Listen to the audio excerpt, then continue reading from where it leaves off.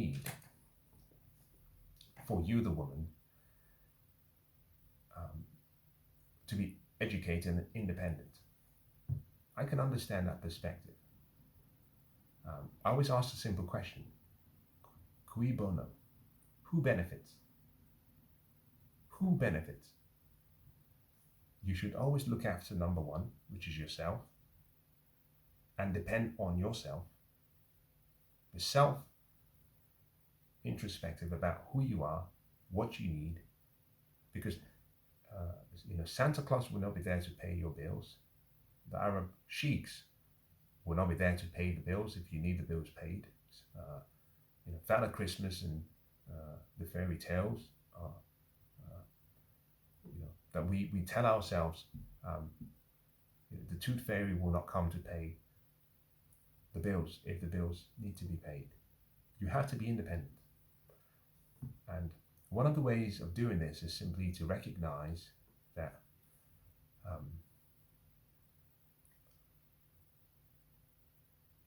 promises are made when people are in lust or in love.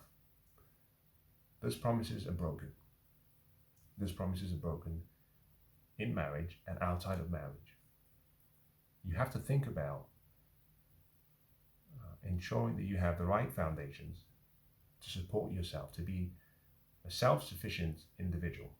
And that starts with thinking long-term, thinking about where your life could be, thinking about all of the possibilities, the possible outcomes that could ensue as a result of that possible life,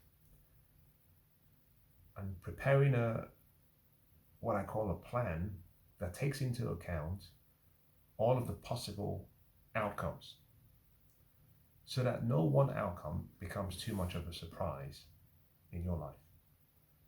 Now, we know 1 in 2 marriages end in divorce in the UK, on average, especially marriages that have taken place in the last 20 years. And what that means is that for those who stay married, they have a 100% chance of success, and for those who get divorced, they have a 100% chance of divorce. So with a 50%, with 1 in 2, 50% chance of success, it precludes the individual on both sides to say, this may not work, and what would life look like when that time comes? Which is partly why I strongly suggest to women that although your sexual marketplace value is higher and the most attractive between 23 and 27, for most men, 24 is considered the most attractive age a woman should be. And if you ask most men, they want to get married to women who are about 24. Unfortunately, that age coincides with a time in a woman's life when she's not mature enough, and even men who are 24 are not mature enough. Now, therefore, most men would happily say, no, I will wait until 27, 28, so that the woman is sure about what she's doing in this relationship. Now, one of the things I didn't say as part of the tenet, I should have said this because this is very, very important. Now, in this case, this young lady did not get married. One of the recommendations I always give, one of the tenets, is this. When you get married, assuming you get married at 28 or after, you have to wait for about 3 years before you have the first child. Because for most people, after the 2-year marriage, things generally do not work. It's better to have a divorce without kids than to have a divorce with kids, because it makes everything complicated. So for the woman, this is for the woman specifically, you have to wait for at least 3 years after marriage before you have kids, especially if you've just moved in with a person and you haven't lived with them for long. And this applies particularly if you've known them or dated them for a long time. There's something called an open window syndrome, where people date for 8 years, they get married, and after 2 years they get divorced. It's called the open window syndrome. So When you get married as the woman, wait for 3 years minimum before you have a child. So we go back to the breakdown. 18 to 22, education. 23 to 27, work. 5 years translates to 10,000 working hours of continuous improvement. I calculated that based on you have 2,000 working hours every year, multiplied by 5 years, 10,000 working hours. That is what is needed for mastery in any field. But in any case, that takes you to 27, the end of 27. Let's say you get married at 28, or you start dating someone seriously at 28. You wait for 3 years after marriage before you get married. That takes you to 30. So technically speaking, the woman at age 30 is ready for her first child. But she would have had 5 years of 10,000 hours of practice of work, plus another 3 years.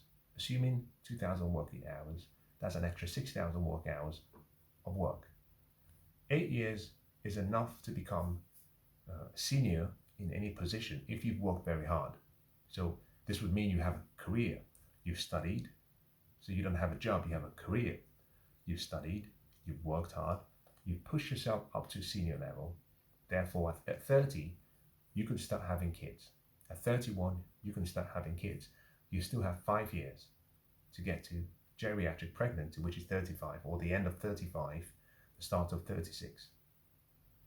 And this simply means that there is no, done correctly, done as I have explained, women will not have the remorseful emotional experience of feeling that they sacrificed themselves for marriage. Because it would mean before you became a mother, you had already achieved your professional goals and your professional dreams. For those of you who wanted to work for 5 years, after 5 years, when you're dating or when you've been married, 3 years extra could be experimentation, trying new things, discovering your purpose, pursuing your passion, doing what you really love before you have kids, so that there is no feeling of emptiness once you have a child. Now, one of the great things about following this pathway is, say you want to have, say both of you decide that you want to have 3 kids. If you started at 30 or 31, 31, 32, 33, the kids are born. We wait until the last child is roughly 3 to go to preschool. That takes you to 36. By 36, your kids have, all of them have got to an age where they can all go to preschool. Now, you have a choice then. If you want to be a career woman and you want to combine both, you can. Because you have 8 years of working. You've taken out roughly 6 years for parenting, and you're back to work. So there is no feeling that you've given up all of yourself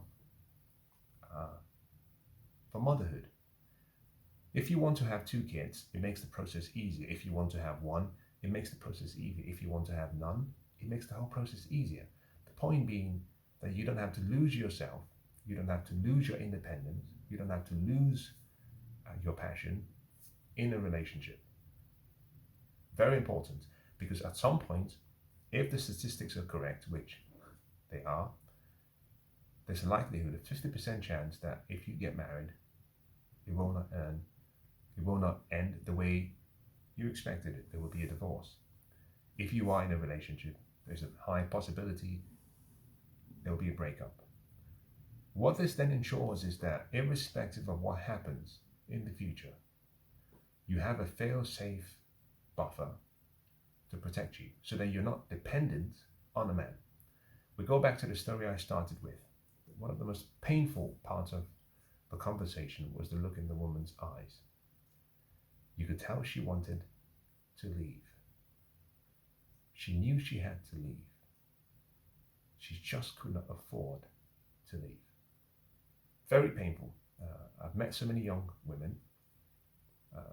This was particularly very sad because she knew what she had to do. The sad thing was at 37, no kids, not in a relationship. I won't go into the reasons for the breakup, but I suggested to her, I said, listen, and she told me the reasons and why the relationship had come to an end. And this was painful. I gave her what I thought was, a straightforward answer, which is, you need 2 years at least to heal, minimum. That takes you to 39. In that period, you can be dating.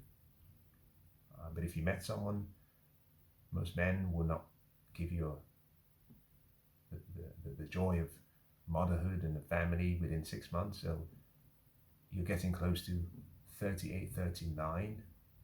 If you're lucky at best, you'll be 40 before you know what happens. And there goes the dream of being a mother. I said, one of the things you can do is you can look for ways to reconcile that relationship, because both of you still live together. There was still mutual respect. There had been a break of trust from one party. And I said, if you can, both of you can go for counseling and you can recover and you can heal and find a compromise, that might be the better option, because the devil is maybe better than the angel you believe you might get out there. And from what you've told me, I can tell you with some certainty that it's not all sunshine and rainbow out there with men. There aren't that many great men, good men out there. It's war. Sex is war. The dating market is war, and all is fair in love and war. Men are doing whatever they need to do to get what they want, and women are doing whatever they need to do to get what they want. But let me bring today's session to a close by making the following remarks. Number one, the tenets I provided, consider them. You don't have to follow them, but consider them. Number two, I've always suggested to women when I meet them that it's important to get a man's perspective in relation to life. Women generally look to women to give them recommendations or feedback or advice about relationships. Very few women, in my opinion, really know how men think. Part of the reason being most women, when they grow up, they might have brothers, but they don't actually interact with a variety of men.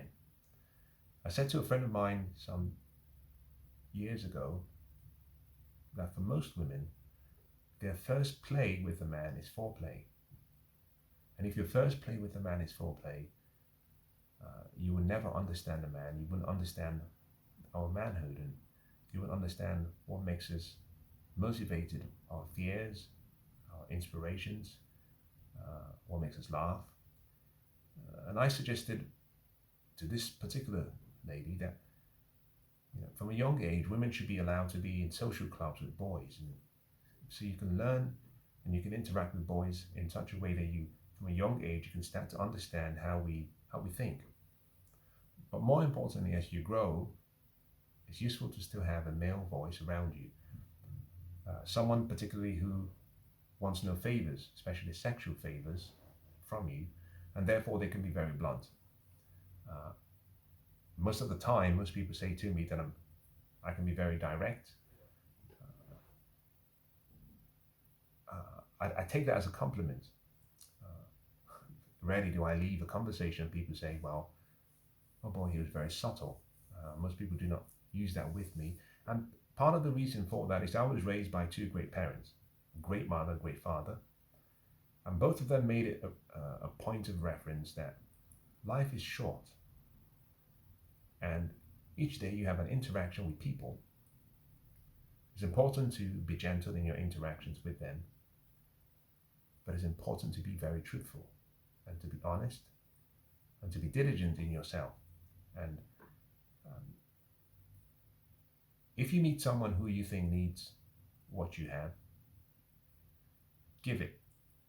And if you meet someone who has what you need, ask for it. And I found with a lot of young women,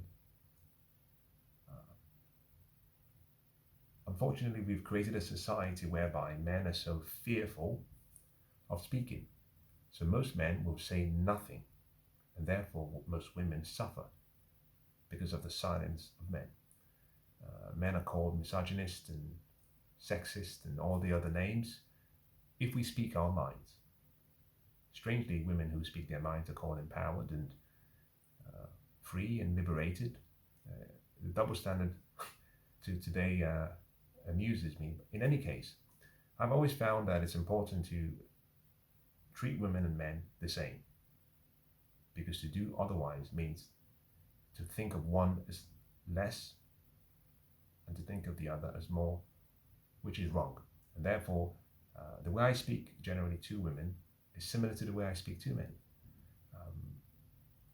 And there aren't that many men who will just open up and say what they think because they fear retribution.